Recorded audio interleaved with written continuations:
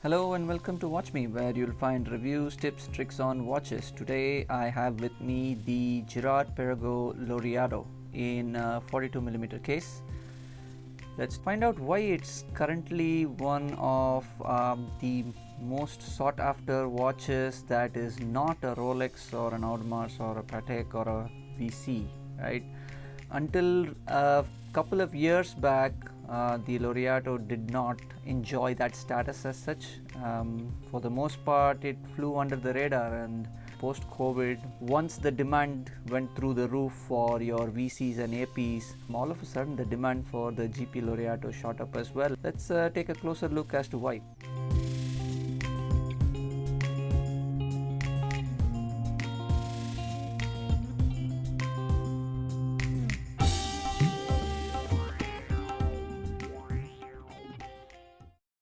So to begin with, we have a 42mm case, and this is a quintessential integrated bracelet sports watch which fits into the whole Audemars Piguet Royal Oak, IWC's previous generation engineer, which I'm really disappointed that IWC hasn't brought back yet, and I really hope they do, because that was an excellent watch. And then you have the Vacheron Constantin Overseas, and what's happened recently is that you can barely get hold of a Royal Oak or an Overseas, and this guy offers quite a bit of value, so to speak, when you compare it with the Royal Oak or the Overseas. 42mm case wears surprisingly well on the wrist, and it doesn't wear too big, and the watch has a unique kind of vibe and presence. And while it's easy to dismiss this as a similar to Royal Oak, it's, I think, unfair to call this similar to Royal Oak. It's quite a bit different when you hold it in person. This came out, or at least the original Laureato came out in 1975, I think, and since then it enjoyed a bit of success at that time, and they had to bring this back as such in the recent years. And when it first launched a few years back, not much was said about it, and it didn't enjoy the kind of press that GP wanted it to get. And at least the initial offerings and the limited edition didn't actually sell out as quickly as you notice limited editions selling out nowadays. And subsequently, what's happened is they launched this blue colorway, which is my favorite colorway, and of late the prices have gone up a little bit as well. And this case as such is very unique in that there is this sort of slab like longer case which has these integrated lugs that taper down, and it gives a very interesting look on the wrist, and it sort of looks big at the same time. It doesn't look too big, and the angular lugs, that, or rather the angular case, helps to play that down a little bit. Level of contrast and finish that you see on this watch is almost, I dare to say, second to none at this price point. They've really put a lot of thought and effort into the edging, the brushing, the contrasting finish, and the finish on the case and the bezel, and this sort of this inner polished ring that you see here, which the octagonal bezel sits on. It's remarkably well polished, and it really catches light and pops. And the contrast between the sort of the brushed bezel and the polished ring around it is incredible. And what makes it even more noticeable or special is the brushing on the case is quite a bit different from the brushing on the bezel, and it's not quite the same sort of thickness or density rather. It's a finer brush on the bezel, and it's sort of an intentionally coarse brushing, yet it has a silvery kind of quality. And when you see it in light, you'll see the case catching a lot of white light that helps it pop, and then the polished the circle around the bezel reflects light as well. And then the actual bezel has a more satin look, intentionally satin compared to the silver of the case. So there's almost like three tiers to the light reflectivity of the case itself, which is very unique, and it's not something you often see in watch finishing. You typically see one or two types of finish, and you kind of contrast with polishing and brushing, but this is a cool way to change the reflectivity of the brushed effect, and that really works.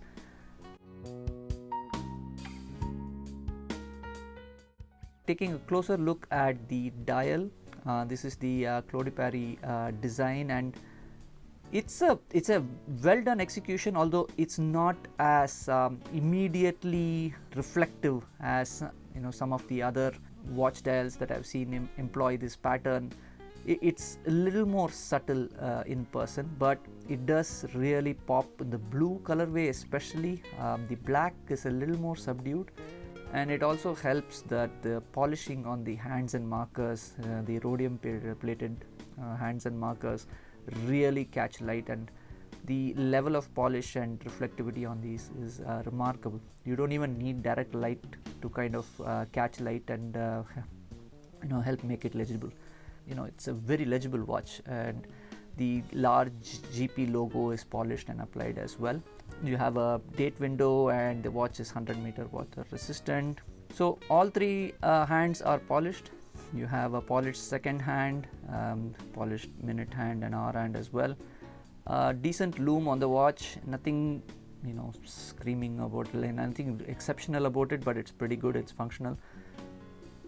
Over to the side of the case, very slim case here. This is like right around 11 millimeters or so thick, and the lug to lug is also fairly short because of the angular lugs. I mean, in a true sense, I think this is like right around 49-50 millimeters lug to lug when you wear it, which is quite small for a 42 millimeter case.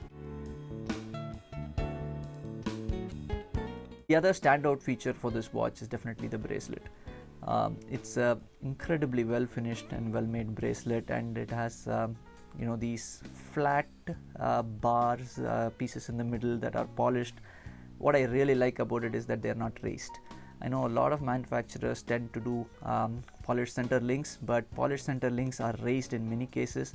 As you can see here, it doesn't really stick out much, and due to that it is a little easier to maintain. I mean, relatively speaking, polished center links are always going to scratch as you wear it. Excellent taper on the bracelet as well. You can see it taper down all the way to the clasp. It's a really comfortable, smooth, good feeling bracelet, and the edges are very well defined. It feels great on the wrist, very easy to wear, and as you can see, once you get it on, the clasp is nice and solid and easy to handle. It is a twin release clasp with the logo embossed on the bottom there, and it's supremely comfortable to wear. Now let's take a closer look at the movement. This is a entirely in-house movement here. This is a 54-hour power reserve in-house movement that's very slim. It's a good quality movement considering the price, and the finish on the movement is quite nice as well. It looks well executed. The rotor looks especially nicely finished, and the base plates and the surrounds are finished as well. It's not exactly top of the line level finish, or even a type of finish you will see in like a similar priced brand like Glashooter Original, but for what this watch represents and the rest of the specifications that you get for the watch, I would say it's finished really well, and it suits the price point as such.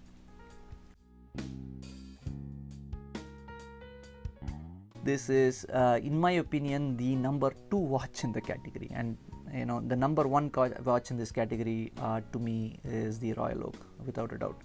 But there are quite a few competitors in this space, and honestly, I am not that big a fan of the current Overseas, and I find this to offer better value and better wearability compared to the Overseas. I know the Overseas does have a quick release bracelet system, which is nice, and this doesn't, but the Overseas doesn't wear as well as this, in my opinion. This wears a little better and it's easier to wear on most wrists. I don't think it looks like a Royal Oak at all. Anybody who says so is either not seen both of them in person or is just kind of getting folks to rile up and cause a controversy in the forums as such. I think it has a signature look, and this is especially because of the way the case is kind of large. It's like a big looking case, and the octagonal bezel is smaller. If you see the Royal Oak, the bezel is actually the most prominent part of the watch. The octagonal design may be the same and the integrated bracelet vibe may be the same, but fundamentally design wise they're quite different. And I kind of dig the design of this watch, where the case sits so slim and flush on your wrist and it's big, and then the bezel is nice and slim. Couple of things that I would have liked to see improved, or I wish it was a little better. One of the things I'm not a big fan of is the way the crown sits on this case. I somehow feel it sticks out a little bit. I wish it was either a little more flush or slightly different design. As such, it is very easy to use, and I can see why they went with this. From a functionality standpoint, it's very easy to hold. The winding mechanism is very nice, and hence it's easy to wind with the crown out in the position, and the screw down mechanism is easy to get in position as well. So from a functionality perspective, the crown is nice, but from a visual perspective, maybe slightly different, slimmer, different design crown might have worked a little better. My biggest issue with this watch is that it doesn't have any micro adjustment, and you would have to take out your tools and to be fair, these are very well machined screws, and it's extremely easy to remove and put back. However, it is a bit of a nuisance to kind of have to add or remove a link every time you want to make a minor adjustment to the bracelet, and I'm starting to get a little frustrated with watches that do not have an easy way to make a minor adjustment to wear it. If I have to be perfectly fair, the other watches in the category have the same problem. This is not unique to the Laureato. However, it is a negative, and I wish they figure out a way to add maybe a clasp here that will allow you one push in or out. That might enable you to make a slight micro adjustment. That would be nice to see. Overall, I'm reaching here to find something to complain about. This is an incredible watch for the price. Currently, it's gone up in price. It's like 13.5 USD at this point, 13,500. So it's a great alternative to your typical what you have in the market around that price point, and it's very unique, absolutely worth what they're asking, in my opinion, based on what you get. So that's my quick overview on the GP Laureato in 42 millimeters. If you like the review, please like and subscribe, and let me know if you have any questions or comments, and I'll answer to the best of my knowledge. Thank you. Bye bye.